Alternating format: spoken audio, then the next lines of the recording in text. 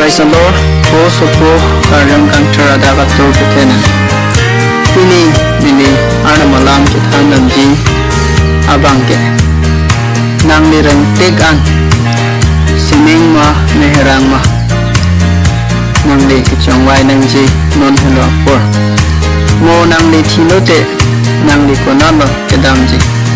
Bertia thap ahoba tuwa ason thap lo ponta la tujuda hot kithi meherang tuwa eja poncho. Ima pap pensi kithi langla. La pen pap apot anu tenta thivek nangji.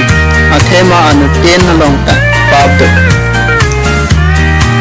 Papa nam ke kithi ado kaveta pabdo lapen ana madaka to pen chingbarbe baduta dhoromi terabang ave inurta ave romanangeng pi thong ingkora de thong along tok lapen ibrengeng pi treasure cap ingkora tok sialong pun unit e boy thivek nanji lapen a pi arnam akang sayang no arja vek nanji Mathiang ding pi krepo ang sukresa ka. Munira tu maning arlo pensi kamatha akihing no bang. Pran ke en baisa ke klam arlo so aphan ke langreng. Ichong hu chubai ahakhi ki pi lapen bang aphan ke tenreng. Jeremiang ding pi hini andeng so ikora hini along pula. Arang pulo nang ongdung sabun pen nang singgu seta nang akichok che adai akitel pik me inu pen kai kita pikta umpe Ezekiel ding pitroksi andeng so troksi pen kebalang o pure hak amunet atun nang tum kivir ji arni tebok hello me aram nang tum apruthak ning thi peglo lapane ning ki thi nang tong aphan che dan po nang tong ke klem tang aten sine nang insai po lapan nang tong ke klem ate chok che peg aten sine alar nang hoi ejikaran ding putroksi ang ding so pressure kebalon po arama ning ki thiarni ahot nang li tangka lapan nang li Kachibirti a kipan nang lethan pejapon edaji. Akamang ding pi kretrok siang ding so thong perai sia long po. Arnam kadu kavya muni ratum aphan athik pep pen kang sai jisi isiardi pithe tangla. Lapen kang sai abang alang di Jisu Kristo aphan si angkor idar. Matanding pi Cricket home and then so ingkor shock along with halabang so pura hood Jisu Kristo aja kong ke pen lapen adaga to pen linghun angbong ewan eglongji lapen abang putin ka neighboring lord pen alang lipan eglong prongji kepek lang andeng pi ingkoy andeng so krehini pen cricket home along kichitang atum anta thur epo hedung lapen bihek amunita arnam kang sayang hoy angno arjap nangpo buhi he purlo lapen abang pute na panta latum makamateng pen insider to bring them to play and then so cricket from along to arnam pulo arnam angno me thang sonta patu e to pinchong tanga son an alang ni inu ke klangda lapen theklong plot ilitung alang ni phansin e me thang akam alakha chipinanji kepek lang ding ping korai si andeng so nyor kebalong pulo Jisu aphan ki kroi kredat amunira tum an phere jupo The Kroi kawe atum, pran ke em atum, make plain play kam ki klem atum, maja kang hoy atum, murti kardom atum, lapen adim ke, me lapen, kandok pen, ke karang atalo along hello la tuma phan ke hadak se war ep la hello batai hini apong akithi te peklang ding pin koi and then so kebalong top la pen hala tuma phan ki jodun e akai apar akai anta la pen jo pang thang nero soni me along se adok hoje Mathiong ding pi kep and then so corner kebalong ko abang arpum la pen akar jong phanta me along ke power hek arnam phanle tereno John and then PC and then so isi pen krepi along top Jisu Kristo ke arnam bonta alang ni munit ason ceplang si munit apir thia thak lang Ephesians ang ding pi hini ang ding so kretrok along pul Jisu thang parpana thak ki thi pena jok itu ma phan joi ke pen arnam pen ne pajalang Isayang ding pi hokera kithom la pen khok long tu ilitum appa pen apot alang li phan tok plot la pen ili atu chok che pen apot alang li phan berlam alang li kisum e chak pen apot e phan ningkang sam ewan pila la pen alang li reng ame pen a job e phan kisu pen e pe melo isia kurenang ding pi pe pho ang ding so ki thom pen lia long tok Jisu itum apap pen a jok thi alang li phan long lear lo pip tet la pen thoma phi ki thi pen tho thulo jonang ding pi si ang ding so isi pen ing ko pho long pul Jisu pulo ki thi pen rang thu si ki thu thu la pen chit he ki ke neli hello neli phan ki kroi abang aling thi seta uthot rang thu ji akaman ding kep andeng so litera de thamalong tok Jisu phan ki kroi abang aling alang ni men pen ajok pap kadia longji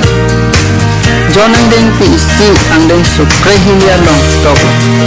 alang ni phan ki chak lapen ki kroi atum ana phan alang ni ada masoma ke plan ji ajakong pila ejikerang ding pi to thong kera trok lapen inkora trok apot along tok ne adam nang tuma phan ning kini nang pipo lapen akama tha kini thapo lapen pap ke pleng set aning theke ar long aning nang long pen erekji ning kimi lapen kucing kimi aning nang tuma phan nang pipo jonang ding pi pho ang deng so ingkora plia long tok nelilam karju lapen ni phan ni ke toy arna ma phan ki kroi abang ke ki jutun e chet he do alang li phan insai sedaji bonta alang li ke ki thiang bong pen dam si chet he ang bong lo dam tang lo jonang ding pi krepli ang deng so trok along to Jisu pulo ni hello to war a hok lapen chet he ne pen pete baduta to along bangon e Isia kurenang ding pi hindi ang ding social kebalong to baduta ke thai long le pen lang kalite arju long le pen lang lapen la son plang jipu tema tha ke pen lang asong se ara ma phan kang hona tuma phan ara ke thupi tang hinia pitorang ding pi ke thom ang ding so pre ke thom la to Aram itu cak tanga son athe ke sining kimi lapen pirt he kimia phangsi ilitu chong hong prong lo lake aram dhoromi atuma phan kitsik pi ahem lo ke pekang anding pi inkora isi angdeng so kithom pen dia long pi aram munit atung pen dora brap lapen halatung ke alang rat asang ho plang po alang li halatum a make kri an ben etpo kithi halapen apara kai kita ave detpo ning tu du chiru charna lapen kisum kaita ave detpo aprang amar an dam tang John anding pi petrok anding so inkora hinia longpu an sinang tum aning arong pleng saji lapen halabang so aning arong badung tanang tum along pen hipon energy John anding pi pithom anding so petrok along tum Adam tirthya phan an kanghon alang ni supu boy pung peta tirthya phan chipidet lasi alang ni phan ti kroi abang ameng aphan ke tisung sedaji bonda ti jodum ia chekhe te longji aphan romanang ding ti kep andeng so sel kebalong pun nang li jongsi nang li inhopen Jisu Kristo hendo hem tu loku chiko berote lapen ana malang le phan ki thipen pethu thulo thulo nang le ninga klong pen kroi lote nang li jogji Jisu phan ki kroi ang eke gerja ke den apot kali te dhoroma songalong bangphu salangdun Nangji lapu kali Jisu pena jok arna mangdu pap doan ta ponder lapen non arna mangdu phan kar ike alang di si mangdu pap doan ta dia ber mangdu bernote la hello hinia kimutiang ding pikit ham ang ding so isi pen kholong tutok do kijut arni ahot kisum doji muneratum amithang aphansi jinghon chorji halatung tangka ke hong kechi pindak ani kechi pethe atum chutangji api apu atumalam kroi kreji halatung kilong tang amar pota roredaji inthir thedaji halatung kadia avedaji injin so sedaji Sorsarji jakong thorji ajad lang nupikji ake me aphan aning dog ledet ji kirabdo na bang aphan ahutor cheplangji anam aphan apar tereng mejer ji aphan aning dog minal halatung dhoromia song cheparjanji ponta dhoroma jakong deng dedaji isia Thessalonikan ding pipo angdeng so isi penhimia lang tau kolobang suarni si biar ki jod bang jima nake badunta porchine kang hua sonle ajo apor ke bang ason thak si halabang suarni ta dong se kot pense nang plangji mathyong ding pingkora pli angleng so ingkora trok selong tok sining ke berlag le ninghang anak klang sini cian anata peleng phet ason hot ason thak sin nirasoto kewang hota plangji mathyong ding pingkora pho thamkera siben thamkera hini thamkep dikera trogalong ke pido Jisu kewang ahot alang le sining athak adak ator akethe angkoi along inji lapen kadu kabe akhai atuma phan alang ni inu pangrom teji lapen alang ni inut pen inut kaprega phan to pregji papia tum ana phan ke kijudum epen akisung along si toiji lapen hata latun chiru chardap si asol chardengji bonda dhoromi atum papen tujok tulong tang atum an tujudum ia chetke ambong dudam tang sining ang song along la hello hinia pitorang ding pi kithom ang deng so kep along pula halabang swarni kangreng klum a kidosi sining he alodaji lapen la angbong to amar he aphan me pechodaji pavir daji lapen tirthi aphan me pechodaji topik lang andeng ping korai si andeng so isi pen pialam to Jisuari sang ho Jonathan topik lang alualong ten alam mili sining kimi lapen tirthi kimi thailong lo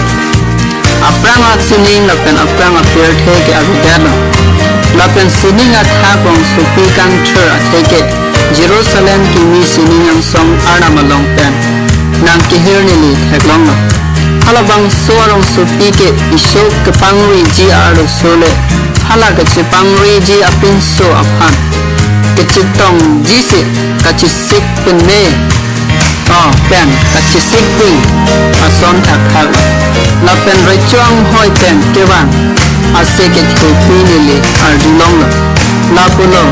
non pen apara adam ke doa din muli datung ambong sidol alang li halatung pen dora brapo la pen halatung alang li ra aso plangpo adam ame thang mama halatung along dodun po lapen alang di halatum anam suplang po alang di halatum amet priang dan et po kapitlang ding pin ko ay si ang ding so ko tok sialong to kan third he amar an rong so pi sining hamring me arlo dilut long le jaji lapen thrak me ya sam ki klam ke chibai abang labang suarong so pi lut dun long le jaji bonta adam ketok tang chit kia buhi along amen kedo atum ansi long supi lodun long choji ibranding pikithom andeng so trip holong tok pini nang lijong si adam si arjulong tanglo nang tum aning sepang tangpuri apordit pipia ko nang ni mikang apap sichini non nang li chipi bihega adam ardom non nang li kihin no tuwar pen ci ora adam aphan non ansi no adam sining ang song pen nang li se arjiji nang li pap hey diapo lapen nang li of pran pen nipo pap kadiyat ke Yesus Kristus pen kebang lapen pap ajoy ne alang limit hang apram chipi delo lasi alang li phan ki kroy abang aling aphan ke pisung se bonta ki judun e chekhe longji